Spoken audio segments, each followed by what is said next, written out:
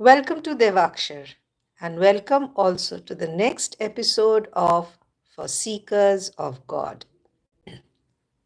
या शिवानंद वाणी हम क्रमबद्ध रूप में इसको प्रस्तुत कर रहे हैं in a very chronological order. So hope you are following it and enjoying our episodes. तो आज हम क्या करेंगे? We will talk about that first. Today we are going to do Mahapurushji. What he's telling us is Ganga is sacred, and Mahapurushji tells us about his austerities and experiences as an itinerant monk. The monastery at Belur, rich with many holy associations. The influence of Sri Ramakrishna in the realm of ideas. It's a beautiful part, and we will start it today. Place is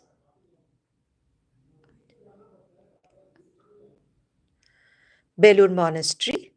Time is November-December 1932.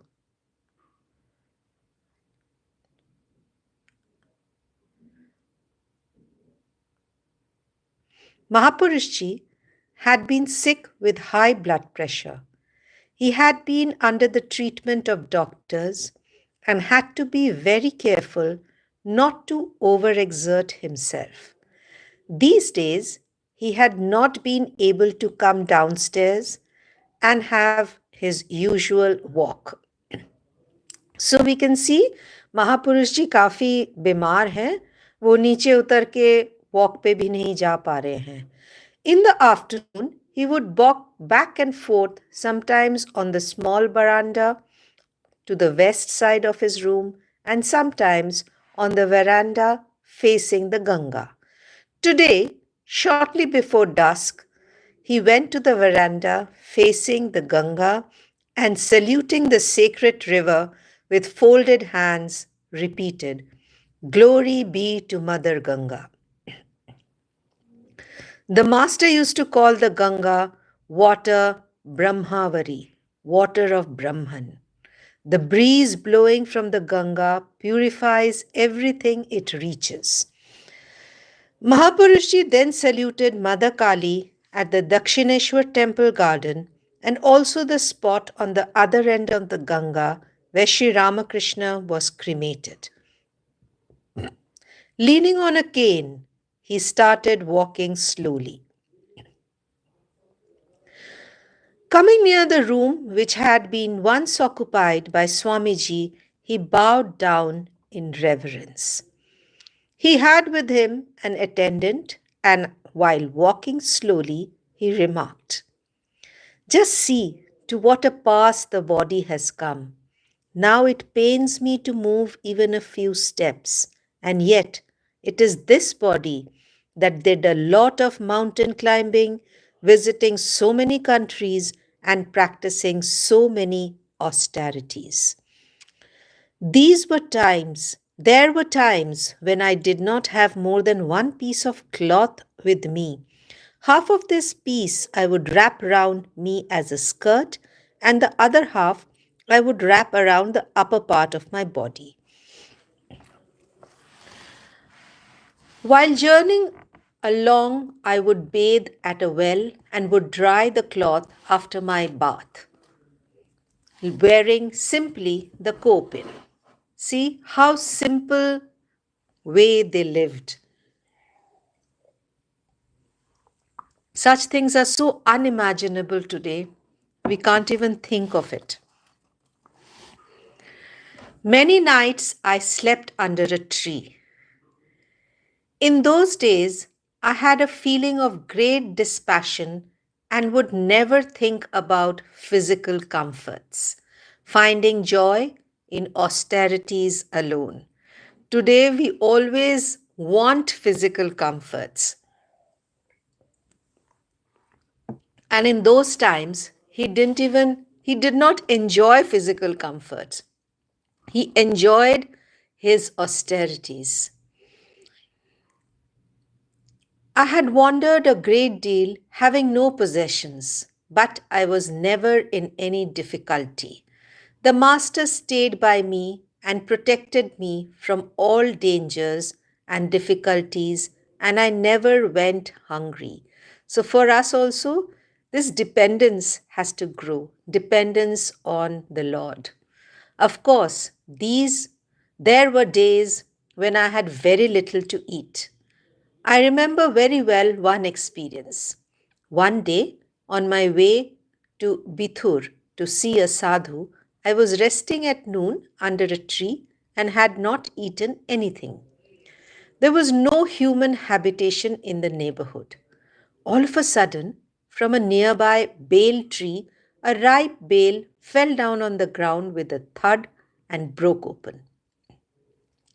I looked around to see if there was anyone near and then picked up the fruit and satisfied my hunger.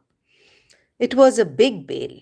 In those days, I had great longing and restlessness to realize God. While walking, I would practice remembrance of God and pray to Him earnestly. I disliked the company of men and would avoid roads ordinarily frequented by travelers. Towards evening, I would find shelter somewhere and spend the night absorbed in my own thoughts. Night is the ideal time for spiritual practice. There being no external noise and bustle at night, the mind naturally becomes quiet. I wandered like this for a long time. If one lives this way, having no possessions, one develops full resignation to God. One becomes established in the idea that God alone is our protector in prosperity as well as in adversity. Mahapurushji now sat down on a chair and the conversation continued. He said, "Now the Master has graciously kept me here for his service. I don't feel like going anywhere now.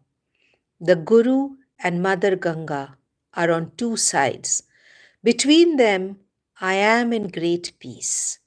This place is verily Vaikuntha, the heaven of Vishnu. The Lord of the universe himself is here for the good of the world. A perfected soul like Swamiji lived here. How much spiritual rapture and ecstasy has been experienced here. Our Master, who is self contained, is here, and all his apostles live in this place in their subtle bodies. And sometimes we see them.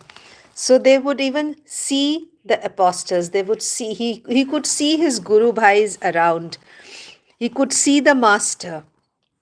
We can't imagine these things, but it is true. If a spiritual aspirant attains illumination in any place, that place becomes holy. And this is the holiest of holy places. He's talking about Belur Mutt, which he says is the holiest of holy places. How sacred is the very dust of this place. It will take a long time for humanity to know and realize what Sri Ramakrishna and Swamiji were. The world has not been such spiritual giants manifested for the good of the world in thousands of years. Buddha came, and after several hundred years, people understood a little of him, and his liberal message spread throughout the world. Just think what a furrow was made over a tooth of Buddha that had been carried somewhere. What a big temple was built to commemorate that tooth. And here we have the relics of Sri Ramakrishna, the Holy Mother, Swamiji, and others. When I think about these things, my hair stands on end. How much people will come from distances, and how many people will come from distant countries to worship the ground of this Belur Mutt. There is already an indication of that. It is not yet 50 years since Master's passing away, and yet what a spiritual revolution is taking place throughout the world because of his personality. We are blessed that we can see these things. You will see even greater things. The Master's work was in the realm of ideas. Now, this is again a very important thing. He's saying Sri Ramakrishna's work was in the realm of ideas, in the realm of the spirit. So, Sri Ramakrishna, he did everything in the realm of the spirit. The idea that he lived, the ideal that he lived will soon bring about a wholesome transformation of religious ideas in the entire world. There are already signs of it. Yogin Maharaj, Swami Yogananda used to say, there has always been various religious paths and countless scriptures and holy places in every country. In spite of that, why is there a decline in religion? The reason is because in course of time, all those ideals become lost. Therefore, God incarnates himself so as to explain the subtleties of religion and to show the ideal. The Master came this time as the living embodiment of all religious paths.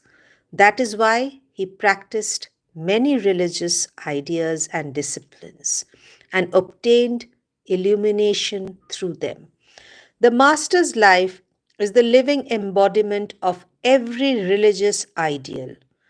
Now, you will see that the votaries of every religion will derive new life, hope, and inspiration from his divine life, molding their own religious life in accordance with his life.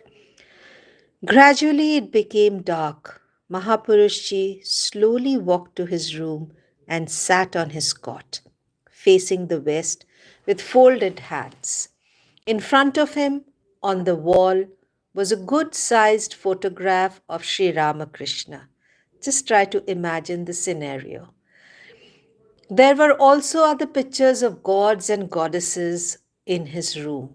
Mahapurushji bowed again and again in reverence to Sri Ramakrishna and other holy ones, and then he sat silent.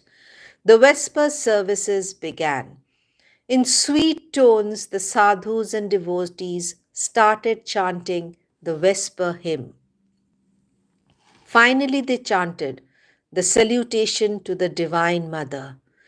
Mahapurushji joined and repeated it. O auspicious one, thou art the source of all auspiciousness.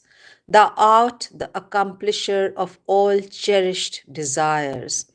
Thou art the giver of refuge.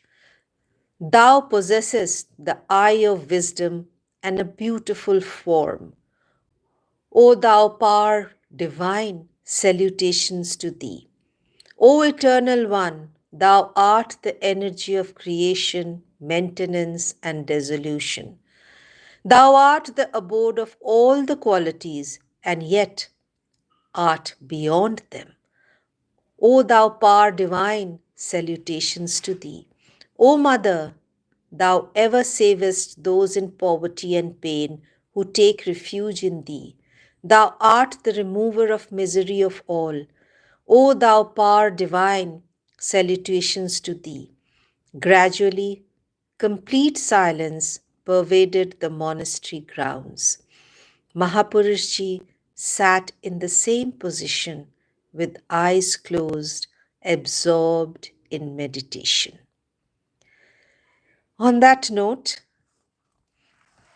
we will come to the end of this episode. Hope you all enjoyed it and will remember that Mahapurushes like Swami Shivanand and Sri Ramakrishna never go away anywhere. They are always here with us. We pray that this we are able to carry them around in our hearts. Hope you enjoyed this episode.